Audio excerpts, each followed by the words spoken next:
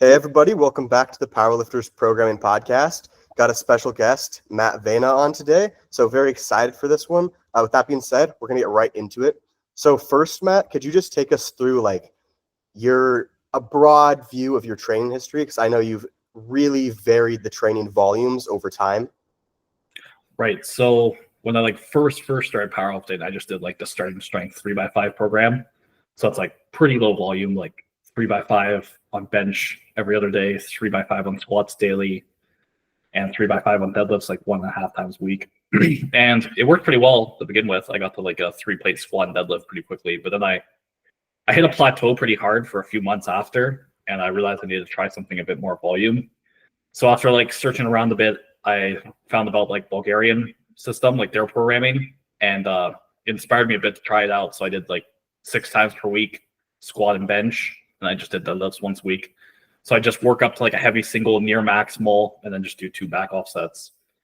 And it worked really well on squats. My deadlift suffered from low volume. My bench did okay at first, it got a little bit of short-term gains, I think, basically peaking it, but again, plateaued pretty quickly, and it wasn't very strong.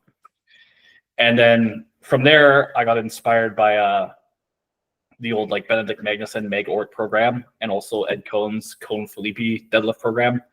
And I kind of combined ideas from them, and I made this train split where I was doing 2 top doubles and then 8 back off doubles on squats and deadlifts alternating days. So it's 30 sets a week each. And then I do the same for bench too, every other day. And yeah, that was my real first foray into very high volumes.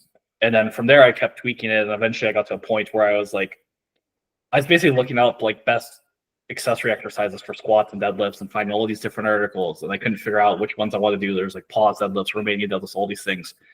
And it's basically what if I just did them all? And so I got to the point that I was doing 17 sets per day, 3 days per week on both squats and deadlifts, so 51 sets per week each, similar on bench.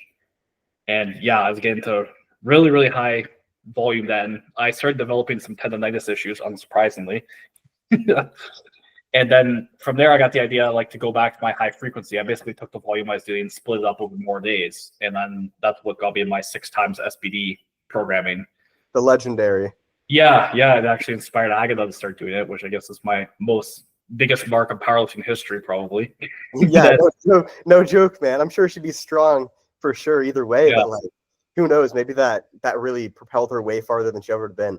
But if you don't mind, real quick, what was the average, whether it's percentage, reps, RPE, whenever you're doing those 17 sets, just so people can get an idea if it was AMRAPs or only 60% doubles? Yeah, so it would start at 80% doubles, and then I'd add weight over the block, which normally would be pretty low RP set, RP 4 max. But because I was just doing so much volume, right, I was just so fatigued all the time. It was actually pretty difficult. I was getting RP 6, which doesn't sound like much, but when you're doing 50 sets, RP 6. Oh, no, yeah, for sure. Yeah, yeah, so yeah, that's around what the intensity was. And then I did have the top sets are RP 8 or higher, sometimes more maximal, vary over 90%. Okay, so yeah, the actual percentage was fairly moderate or high, and the RP, I mean, it wasn't super high, but when you're doing that many sets, that's very appreciable work for sure. Mm-hmm. And then how did you go from that extreme of the SBD 6 times a week, and I know you got really strong on that as well, to for a while you did very minimalist training? Yeah, so it really started after Worlds 2022. I hadn't made progress in 3 years at this point, and I was doing more moderate volumes. I was doing 15 sets per week on squats and deadlifts. But I was okay, why haven't I made progress for so long? And I decided, okay, I'm going to try out the high frequency again that worked so well for me in the past. So I tried it, and within 2 weeks, I was really seriously injured. It was to the point I failed a 515-pound deadlift single, and that was with a whippy bar, pound plates, straps, and that's a setup I've done 250 pounds more on. So I was really weak. And so I basically knew I had to do a rehab format. So I just did one day was a 2x2 pause. I'd start at 405, I think, and just linearly progressed. And then the other day was a single at 495, then a back off double at 405. And yeah, I just linearly progressed those 2 days. Same thing on deadlifts, pause deadlifts, and then regular deadlifts. Exact same program. And I basically ran that into this meet, not expecting much. I had signed up for the meet already, but I was okay, I'm not expecting much, but I'll do it anyways. And then surprisingly to me, I ended up having my strongest meet ever. I hit like my first 800 kilo total. I had my heaviest squat, deadlift, and bench ever done in a meet, and it was pretty submaximal. I had gone up a weight class, but I still hadn't filled it out, and I was nearly already PRing dots with a ton in the tank, and it was the best performance I'd had in years. So that got me like thinking, like, oh, this is working. It was supposed to be a rehab format, but it's working. I'm just going to continue it. And I kept up for the next 2 meets while I filled out the weight class. I ended up getting like a 340 kilo squat at my nationals 6 months later, and I hit a 170 bench. I injured my shoulder again. I just missed 180 kilos, and I probably could have deadlifted like 350 kilos that day. I took a jump to 360 to try and win, but yeah, I was all-time strong on very minimalist programming. So that really got me to the other extreme, and I realized, like, yeah, I don't have to do high volume. There's probably lots of approaches that can work for somebody. Yeah, I actually, if there's anyone on the internet that I've seen that has like a similar training background to me, it's definitely you. Or like I started like starting strength, then I got like insanely high volumes, Bulgarian, made some progress on that, but like kind of went overboard, had to pull back, went super minimalistic, made really good progress because like you gained some weight during that time as well, right? Yeah, I went up to 105 kilo class, and now I'm moving up to the 120 again. Basically, half moved up, but yeah. And I'm following a very similar trajectory where I gained weight during that time, and then. Do you think it would have been as effective, that super low volume, if you weren't going up a class? It's hard to tell, but... I don't think so. That's part of why I upped my volume a bit from it, because I think like I was relying a bit on the stimulus from like just gaining weight in general, but now I needed like a bit more to spur progress when I was doing more maintenance body weight. Yeah, that's my exact findings as well, where it really worked great when I was gaining weight, and then I would cut or try to maintain my weight, and training would very quickly sputter out. If I wasn't gaining, like I gained like 70 pounds or something. So like training's bound to go pretty well during that time. But yeah, I'm upping things quite a bit now, but not necessarily an SBD 6 times a week, like fast. But so now I guess we're at the point where you were doing like very minimalist training, and then you're kind of branching into a more moderate approach. Do you want to talk about like what that looks like now compared to the minimalist approach? Yeah, so right now I'm doing 6 sets per week on both squats and deadlifts. Maybe if you call my single last warm up a working set, because it is probably a bit harder than my back offs, you could say 7 sets. And I'm doing 4 sets of isolation work to failure on one on quads and one on hamstring curls. So I got that too. On bench, I was doing, in my cycle into APFs, I was doing 35 sets per week still, which is still very high, but they were very submaximal, like mostly like RP 1 to 2 range, maybe even less. And that worked all right, but what was my biggest struggle for years is my shoulder injuries. I find it gets really aggravated by intensity, not so much volume. And since I couldn't really push intensity, I'd have to push volume to spur progress. But now this cycle, I'm going down to 25 sets per week, which, you know, still a ton, but it's 2 less per day. It's 10 less overall in the week. And adding in some singles again, branching back into intensity. It seems to be going well so far. We'll see how it goes over the full cycle. Yeah. Is that part of the reason why you decided to pull out the top sets on your bench for a while? Was it? Yeah, exactly. Yeah. Because I realized like, I actually had the bench cycle where I first hit a 405 bench. I was doing singles, but because my strength was going up, I like didn't go over 340 pounds. So the day I hit 405, so that's like what, like about 80%, 83 or something like that, right? And I realized I could get away with not doing much heavy single work. The main thing was I just had to really buy in for the mental aspect. You know, sometimes people get intimidated. They've never done any weight near it. But I just had to like delude myself and really buy in and be like, I can do this. I just got to focus on the process, do this submaximal work, and it will all pay off. Oh yeah, that's so important. I know you've tried that no top sets approach with a couple athletes too, right? Yeah. So how do you go about deciding what athletes you think that might be good for? Like, what's the thought process to it? Because I know like you're currently still doing it on your squat and deadlift. So why do you decide to do it on your squat and deadlift, but maybe not for someone else? So it mainly comes down to if I see how they react to singles. So if I have somebody who like, they'll hit a RP8 single and then their performance on their back offs just like tanks, right? And like way less than it should be based on the strength of the single. And that tells me either they're pouring too much mental energy into it, or they're just like really fatigued from heavier weights, right? And so for some of my athletes, I just like decide to try out with them. Okay, we're gonna like try doing either like really controlled weight singles that are really light, or for some of them, fatigue singles we're doing after the volume work, or we're just like cutting them out entirely. And sometimes it really pays off. Like I have my one client, Gage, who I pulled back his singles from RPE to just program weights that only went a little bit over his working sets. They'd only get up to like 40 pounds over his, like a deadlift single 40 pounds over his working sets, which for somebody like him, he's pulling like 700. He ended up hitting a 725 pound deadlift.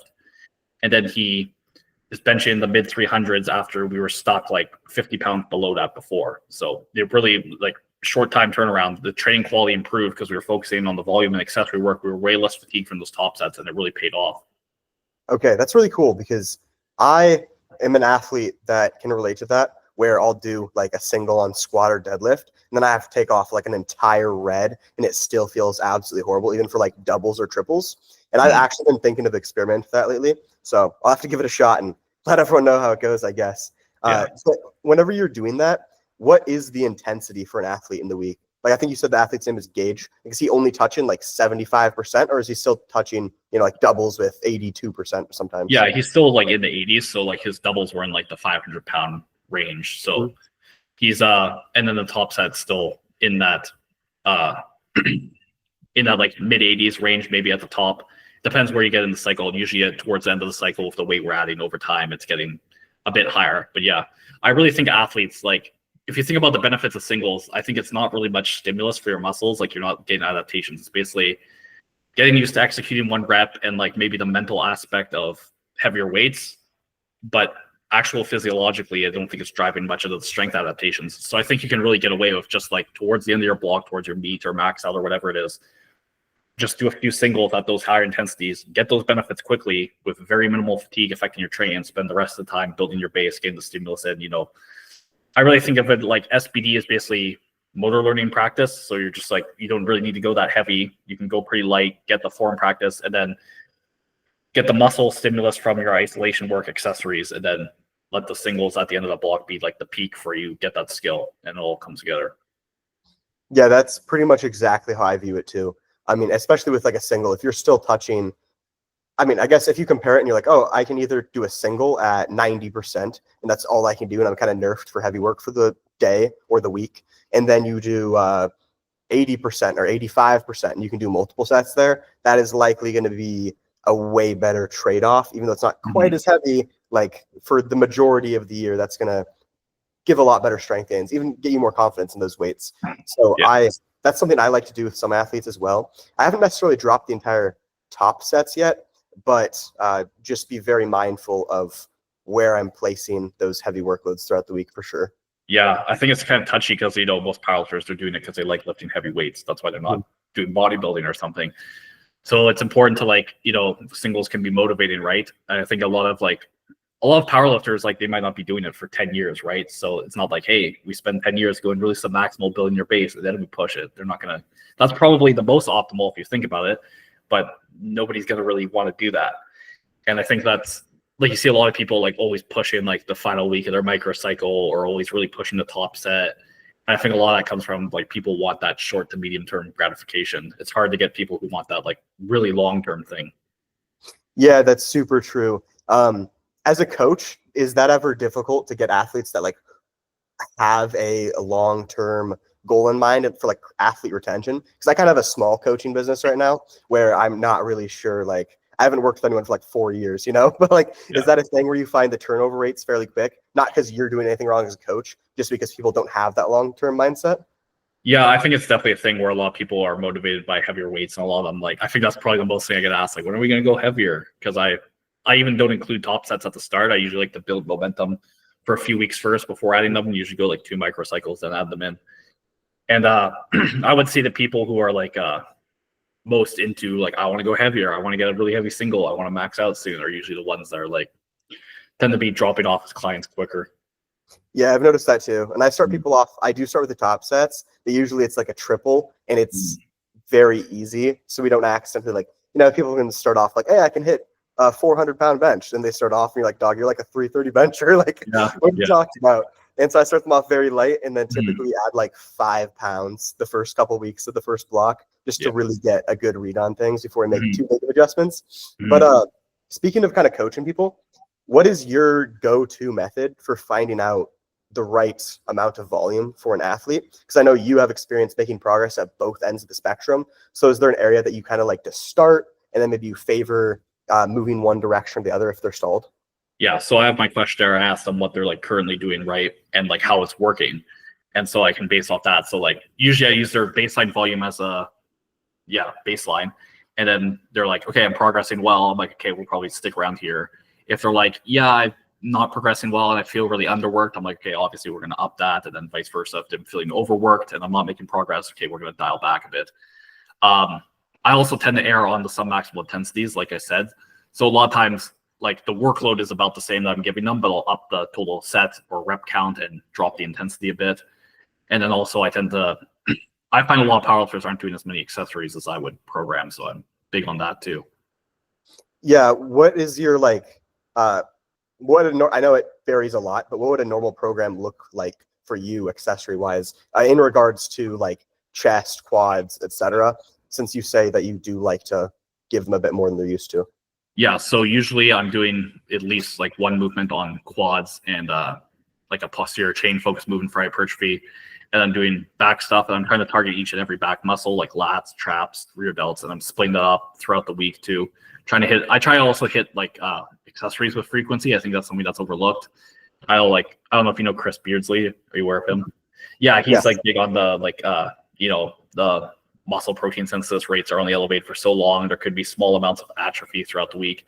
And like, yeah, even if it is very small amounts, I do think there's some use to splitting up the frequency of accessory work to try and get the benefits. I think you could also get higher quality work that way. I know there's like the Josh Pellin meta-analysis that found frequency was a factor for hypertrophy too. So I do think there's benefits to split up the frequency of that. But yeah, I'm trying to get them doing some accessory volumes each day. And usually I'd say most people I'm trying to get to the point where really like accessories are half, if not more, of our total set count, because I really think that's where a lot of progress long-term is driven. Yeah, I agree. And how hard are you having your athletes push the RPE on those? So usually I'll have at least one set to failure on each movement, because I think like if you just don't have that, like people just get lost in what intensity. Like a lot of times they'll just get like they choose a weight that may be at the start that's the right intensity, but then over time they just get into like the rhythm of doing it over and over again, because like, you know, going from a 50-pound dumbbell to a 55-pound dumbbell, that's a 10% gain, right? It's not like squats where you can add 5 pounds and that's like a fraction of a percent. So yeah, I try to have one set to failure at least. That's to make sure that we're pushing intensity properly. We know where our failure mark is. And then from there, it depends on the lifter. If I have somebody who handles workload fine, then I might just make all their sets failure. And if it's somebody who's bit more fatigue sensitive, we'll dial it back to 2 reps in reserve so like first set failure, then rest of the sets we'll do 2 reps in reserve. And I usually have it so it's like a rep range. So you'll do like 6 to 8 reps, start with a weight when you can do 6 reps to failure with, and then once you can do 8 reps, you reset back with more weight back to failure. Gotcha. And so for the athletes you said that are a little bit more fatigue sensitive, why do you err on the side of doing a lower RPE instead of less sets? What's the thought process there? So I do think more sets is more stimulating for hypertrophy, so I'd rather keep the sets high. And there is some research showing like, yeah, going closer to failure probably does get like a small amount more gains, but it's a pretty small effect versus 2 reps in reserve, right? So I was thinking like, you know, we still get the benefits of, you know, close to failure for the people who are more fatigue sensitive doing 2 reps in reserve. And then for the people who can handle a lot of workload, right? I also think something that's overlooked is like the mental aspect, right? Where if I'm having them do like a bunch of different exercises and a bunch of different sets, like it gets like kind of mentally fatiguing being in the gym that long too. So at that point, I think it's actually like, okay, maybe at this point we don't want to do more sets. We actually like can benefit from a bit less focus on quantity or quality over quantity there. Okay, that makes sense. Yeah. Out of curiosity, I don't know if you have like specifics off the top of your head, but are you the athlete that you've prescribed the most and the least volume to? Or do you have anyone else that's similar or exceeding? Yeah, I'm the one, like personally, I've probably given the most volume to me. I did have one client back in the day. He's doing strongman now, so I don't coach him. His name is Christian, and he was doing like insane workloads. And he was somebody who was like squatting. He got up to like mid 700 squat and deadlift and mid 400 bench with me. And he's a 125 kilo class lifter. So he was big and super strong, typically the type of person you find doesn't respond well to super high volumes. But yeah, he was also doing super high volumes. I had a similar client. He wasn't quite the same degree. His name was Jake, and he was also like a guy like 700-ish deadlift, 600s for squats, 400s in bench. And again, he was a big guy and handled workload great. So yeah, I was pushing up a lot too. Yeah, I have one of those that I got right now too. He's really strong and he's about 275, but like he just eats up workload for some reason. Yeah. I think some people, they get too, like, you think like, okay, big lifter, strong, I got to do lower volume, right? But like, maybe as a rough guideline, you think that, but like I always say, like, you gotta look at the individual, right? Because I don't think most people would assume that's what works for them, but it did, and he made a ton of progress that way. He came with a 500-pound squat, he left with like a 350-kilo squat. Yeah, that's insane. The guy I'm thinking of, he came to me and he deloaded, and he was like, I always feel like super bad after deload, and he wasn't pulling back volume much at all. Yeah, and he was doing 18 sets of bench a week that were like pretty darn hard. Pretty close to failure. And I was like, well, you're plateaued. Let's try a little more. We did it, and just like instantly training is already starting to go better from that in a couple weeks. But do you want to talk about what like Christian's workloads looked like when he was doing those big numbers with you? Yeah, so at one point we were doing like 3 times per week, both squat and deadlift, and doing like 6 sets each day. And then bench was 5 or 6 days a week. Sorry, it's been a few years, so I don't remember exactly. But it was a lot of bench work, like 6 sets a day. And then there were accessories on top of it. And then he was also like outside the gym. He was like getting his degree and working. So we had like a huge workload outside the gym too. So yeah, what's that work out to be, like 18 sets of squats and deadlifts per week, and then a ton of bench volume. So 30-ish maybe, plus accessories. Workhorse paid off for him though. Exactly. Yeah, that's why he does so well in strongman, I think, is he's got the brute strength too, but he's also got the work capacity, so he can handle like those rep and cardio events. Yeah. I'm actually kind of leaning towards a similar split to that right now. I just got a little bit sick and it kind of threw off my training, and I've been wanting to try something new, and I'm like, might just try like the every other day, alternate the squat and the deadlift, bench a little more frequently, throw some accessories on after, see how it goes. Sounds kind of fun. Do you think that is kind of like the meta that might end up happening in powerlifting? Like we have obviously Agata, Perk is trying it kind of temporarily potentially, but it seems like it's going pretty darn well for him. He's not getting injured and falling off the face of the earth in terms of strength, but kind of like the Chris Beardsley stuff you were talking about earlier, like there's definitely a point where if you're someone like Jesus, maybe you're not doing super high frequencies because you just like can't do sufficiently hard workouts that often. Maybe not everyone doing 6 times a week, but like a deadlift. Do you think the future is maybe people are deadlifting on average 3 times a week? Because I kind of think for a lot of athletes, they could handle it. Like a lot of athletes can do 2 sessions that are pretty hard a week. And I can only imagine it would be equal or slightly better if you're doing a 3rd session of the week for athletes that are pushing too hard and you just split up the work. But what are your thoughts? It's interesting because I think, like I said, the thing about like a lot of powerlifters, most of them are not going to be doing it. Like if you like, I bet if you took it to meet, most of them aren't going to be competing again in 3 years, right? They'll be out of the sport. So I think the high workload stuff, if it might not, like I said, it can be non-sustainable for some people, but especially if you go overboard. But in the short term, it can work really well. So I think that could make it very trendy, right? That's part of why I think we saw hyperspecificity become so common nowadays in like modern programming, is because it can work very well in the short term because we're getting really efficient motor patterns. So I do think high volume could work there. But the other thing is like the Chris Beardsley stuff, more like the science-based hypertrophy stuff is all about low volume right now. And it's not the same sport, but there is, I think, overlap between them. And I think you could easily, like, part of it is just basically what's trendy. So I could see that trend start to spill over more into powerlifting, especially with the younger lifters coming up who are more exposed to that stuff through TikTok. And, maybe even like the low volume becomes the meta. I could even see like basically people doing very low volume, high intensity, hypertrophy specific stuff, and then just add like very little amount of squat, bench, and deadlift work to get the skill practice in.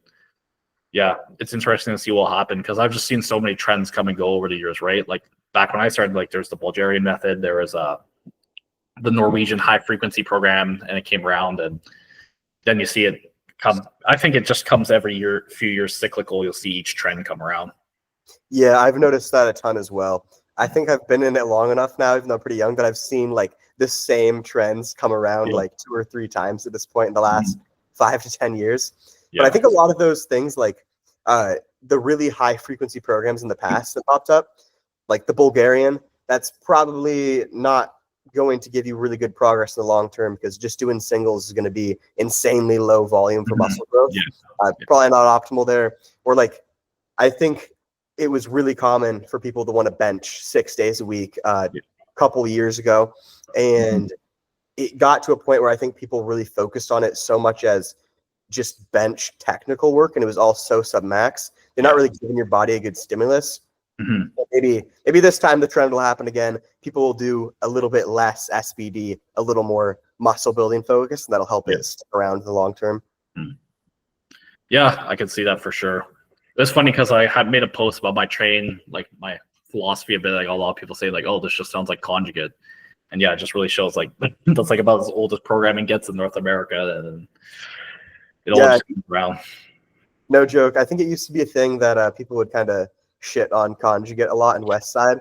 And then as time goes on, it's funny because you see a lot of people like going back, kind of like Sean Noriega, who's like the stereotypical like powerlifter, and you look at him and he's been doing like board presses and stuff recently. You'll see people doing like, I think like John Hack always does bands and chains and a bunch of the stuff we're doing now with like accessories, and even like super submax work is like speed work. It's exactly. That's what I think. I think a lot of it came from just like the stuff that was like really optimal for equipped lifting, like a lot of that partial range of motion stuff. It might not, so when we shifted so much to raw, which is only like a little over 10 years old really as a big division, some of it had to be adapted to like the mechanics of a raw lift versus an equipped lift. And so I think it ended up like conjugate kind of got overhated because of that, because a lot of like conjugate diehards were the equipped guys who were still lifting for equipped standards. And so a lot of the underlying principles are still like very influential and very important, and you'll still see them in modern programming. Yeah, totally. I have to say this though, while we're on the top of the topic of multiply, I hope equipped powerlifting completely dies off. I'm the biggest equipped hater. Single ply, anything. So I hope it all dies off. I just only want raw. I don't even mind the equipped lifting so much. It's just a lot of them have like a weird superiority complex. That's my issue with it. Yeah, I remember like they're talking about like, oh yeah, it's growing so fast. Like it went up like 50% in the 3 years. And then if you look at like raw powerlifting, it went up like 1,000% in the same time. It's like, it's more just being dragged along by the total growth in powerlifting. 100%. I really only have one other question programming wise, then we can kind of hop into like the cutting and bulking stuff a little more. But accessory wise, what are your go-tos for squat, bench, and deadlift? Right. So for squats, I'm actually pretty big on leg extensions. So my idea is basically I want like as isolated as possible for as minimal fatigue as possible.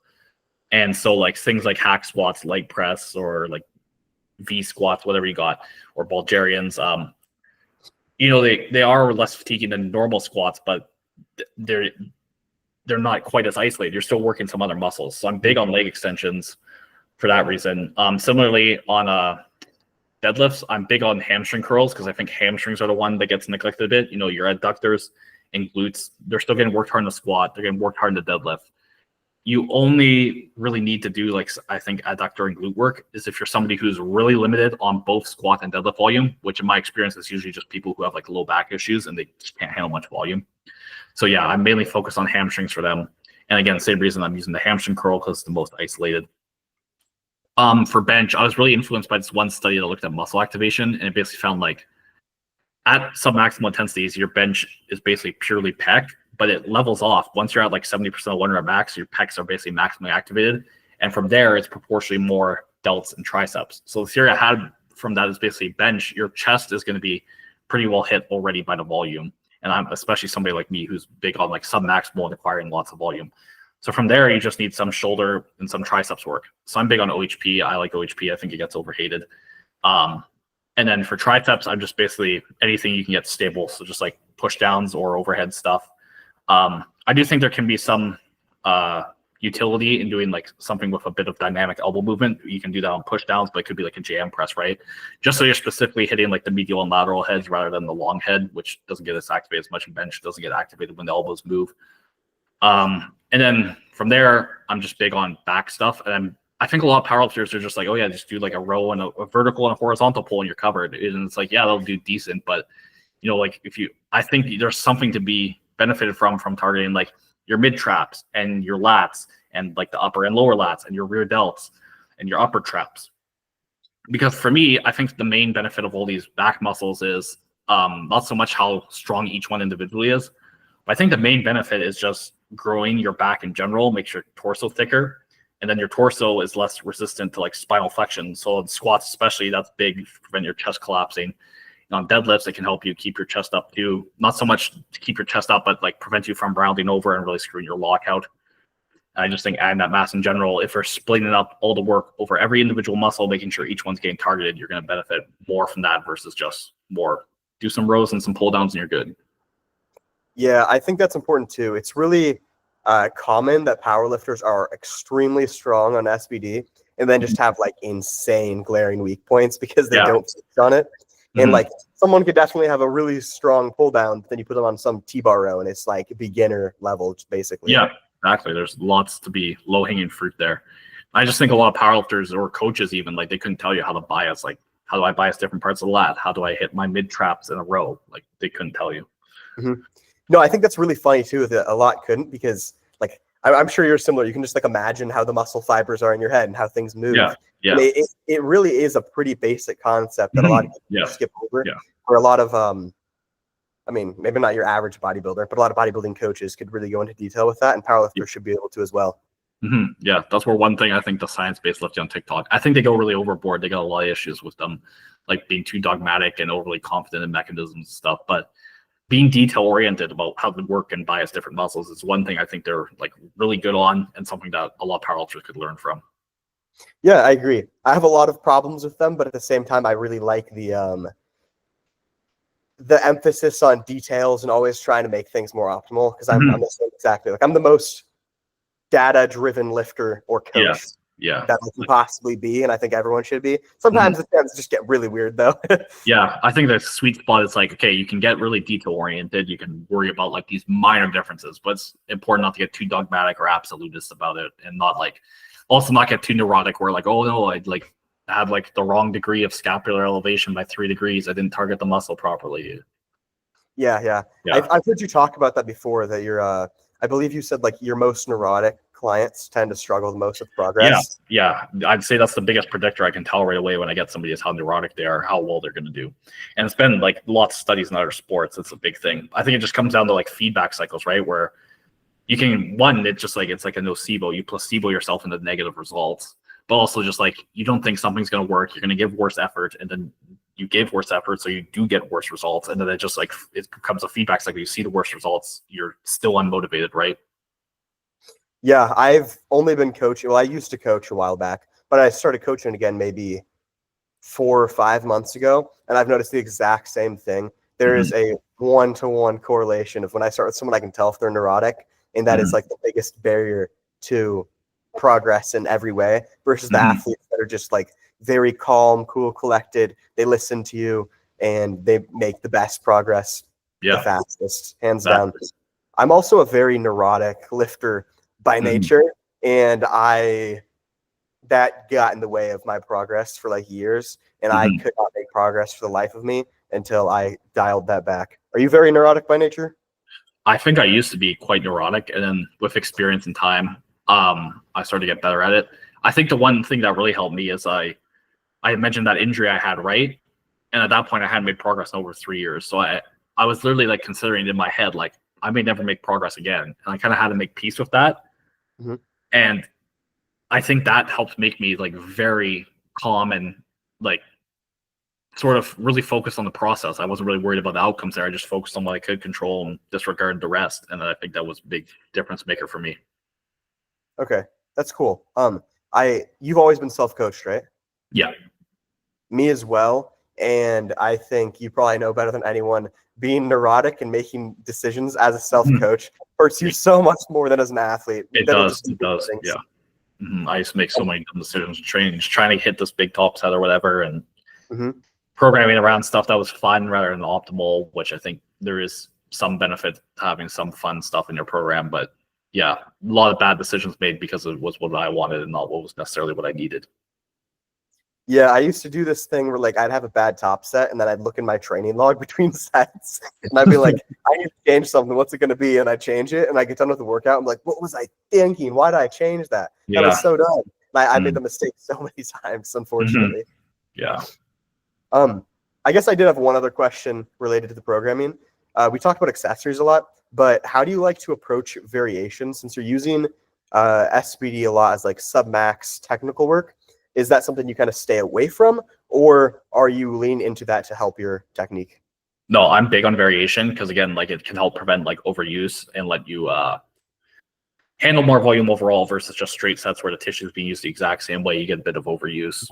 And then also I'm big on using variation to like target certain aspects of form because I think that's a great way to coach form, even better than cueing a lot of times because it's like sometimes it can be hard to use cues when you're actually like struggling to lift a weight, right? You just got to think of like lifting it, and cueing can throw you off. So, you know, something like working a pause deadlift to work on start position, really great way.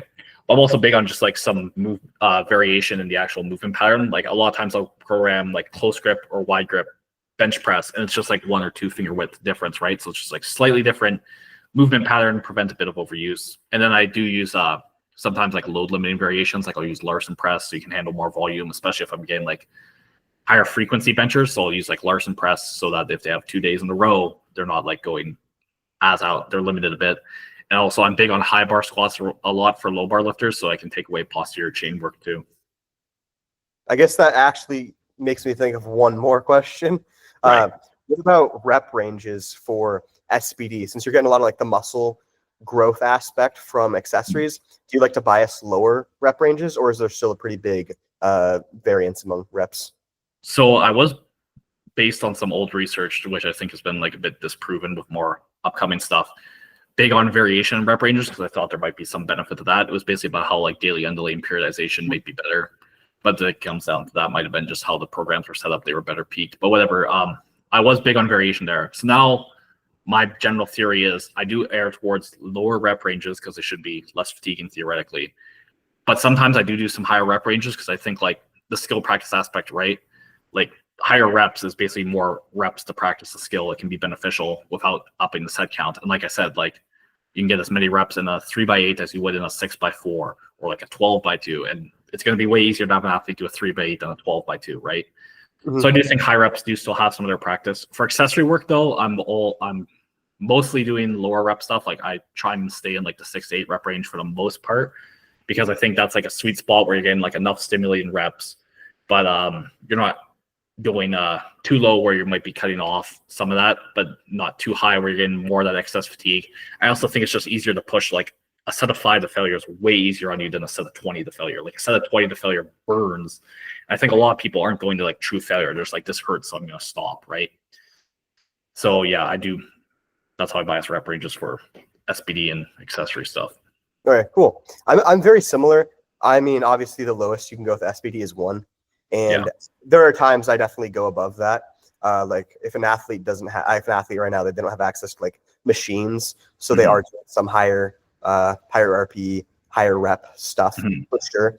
But typically, if I'm focusing on more like technique work SBD wise, like 1 to 6 is generally the range I'm staying within. And that like I'm not trying to give anyone like a 4x10. We could probably be a little bit better than that, but maybe sometimes. And then machine wise, I probably go just a little bit higher than you, maybe like up to 12 depending on the exercise. But I'm similar. I don't know how much I buy into the, I mean, it makes sense in theory. I just don't know how much the difference is in practice with the like 20 reps being way more fatiguing than 5. But even though, it's surely a thing to some extent. So I like biasing it a little bit lower, but I don't find the difference between 5 and 10 or 12 is massive. Yeah. So I do still do some like higher rep stuff, mainly on stuff that can be harder to like keep strict, like say a lateral raise, for example, if I have somebody who wants to work their side delts. But yeah, the other thing with the rep range thing, like maybe in like, if you're testing like strength immediately after the set, a set of 12 may be more fatiguing than a set of 6, right? But if you're talking like 48 hours the next time they hit that muscle again, it might be recovered either way. So it's like, doesn't really matter. And yeah, just to give concrete numbers on the SBD stuff, because that's how you did. I usually like comp like SBD work. I usually never like 1 to 6 rep range, and then like maybe a variation like Larson press, like I said, that's being kept lighter by the load. I'll go up to like 8, or like a dumbbell press, maybe up to 8, maybe 10, even sometimes with that. Oh, I think you just cut out a little. Can you repeat that last part? I heard you talk about the dumbbell press. Yeah, just saying like something like a dumbbell press where it's maybe a bit less specific, or like a Larson press where it's like a bit load limited. I might go up to like 10 reps even, but yeah, mainly lower rep stuff on SBD. Yeah, I think we covered the programming really well. We talked about the cutting bulking like a tiny bit, but if we want to finish up the podcast talking about that, do you think that, I know you're doing the cutting and bulking cycles right now to fill out your class a little better. Do you think that is something the average powerlifter who doesn't do that is missing out? Because the average powerlifter just sits like the same weight year round, basically. Yeah, 100%. I think they're missing out because, you know, I do think for powerlifters, most of your long-term progress is going to come down to just gaining more muscle, right? And I do think you'll be a lot more efficient doing bulking and cutting cycles than you will just like maintaining or recomping at the same weight. And the other thing, like in the short term, the best way most powerlifters can increase their competitiveness is just lose excess fat, right? So for somebody like me, like in my weight class, you know, it wouldn't help for me to be 250 versus 260, right? Like even if the 10 pounds extra is fat within a weight class, it's worth it, even if my DOTS goes down, right? So I was filling out my weight class quickly. But now I'm doing like, yeah, like I said, the cycles where I cut really quickly. I think most powerlifters, they can get away with really aggressive cuts and not lose muscle as long as they keep up the protein, keep training hard, keep up the sleep. And I went over a whole bunch of studies about how the theoretical mechanisms behind that. But yeah, most people can get away with cutting pretty aggressively, cutting the fat quickly. And I think that's beneficial also because you spend less time in that energy depleted state, and then you can get back to maintenance or bulking where you're better recovered, better energy. And then again, yeah, from there, bulking. Like I've seen the massive spikes in my progress most from when I bulked, and it's been the same with athletes. Like most of your long-term strength progress is just going to simply come down to more muscle mass. And like I've cited the studies in like powerlifters, like the R squared value, which like predicts like the difference between how much a variable accounts for the differences measured. Like muscle strength of prime movers and powerlifters is like R squared value of 80%. So, or 0.8. So 80% of the differences in strength of powerlifters just comes down to the size of their muscles, right? It's the biggest single factor.